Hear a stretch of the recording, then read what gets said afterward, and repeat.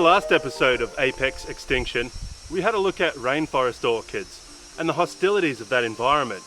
But now, we venture out into drier country, rocky outcrops, hardwood trees, and calming sunsets. In the rainforest, it's primarily the wet that gives life. But out here, it's fire that gives it and takes it in an epic and intense process. It dictates the health of communities and the environment. So let's take a closer look at this hot topic.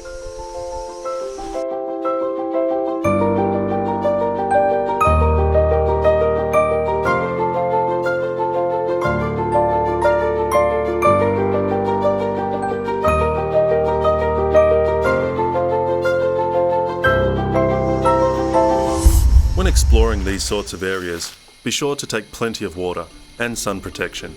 The heat can quickly dehydrate and disorientate you, which can lead to serious troubles. Always check local weather conditions, including fire danger ratings. In prime conditions, fires can easily outrun a person and jump kilometres at a time. It's best to keep recreational activities and fire well apart.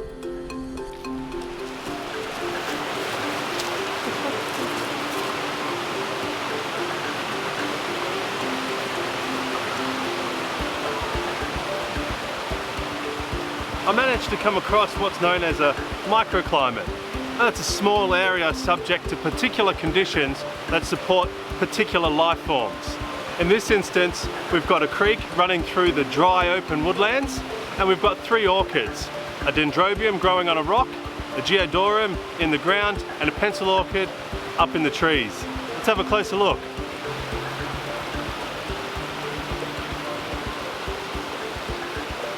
A few weeds hanging around as well, so might as well take care of them. With an abundance of sunlight reaching the ground, we often see an impressive amount of diversity in the ground layer of woodland environments.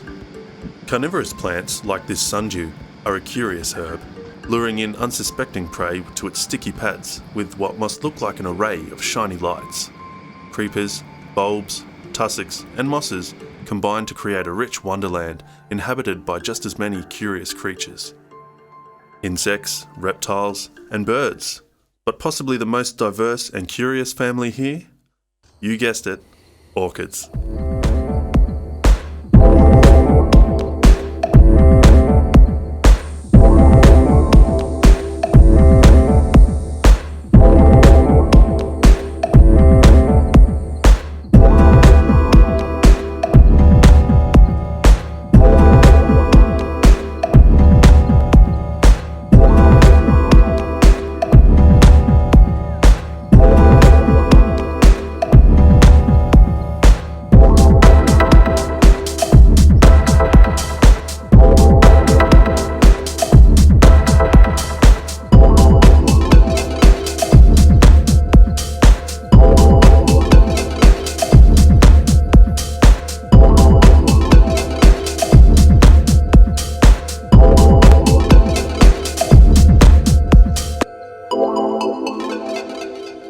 Fire performs various services to dry environments.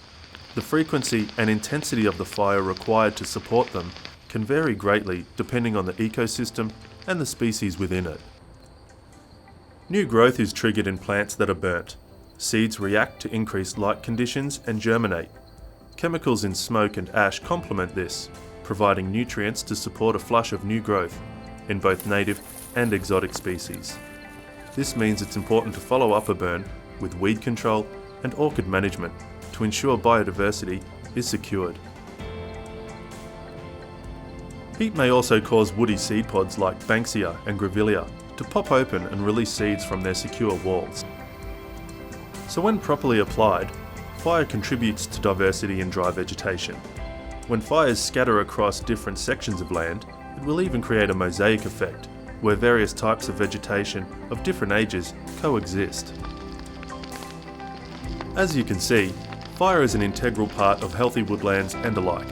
If it is burnt too little or too much, we can see a decline in the diversity of our bush. That herb-rich wonderland slowly disappears, and all the services it provides, such as pest control and pollinator support, slowly disappear too. Fire management is slowly becoming more balanced. People that move to fire-prone areas are slowly realising clearing is not the answer, as often the introduced grasses put in its place will burn hotter and faster.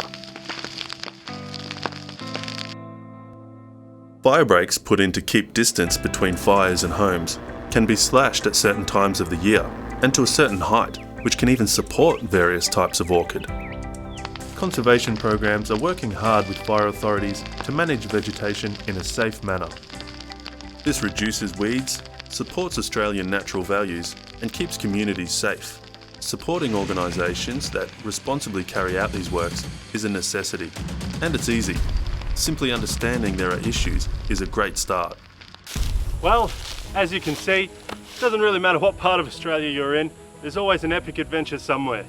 If you'd like to learn more about fire management, talk to your local environmental groups or country fire authorities. They may have volunteer roles available or even career opportunities. Thanks for watching. See you next time.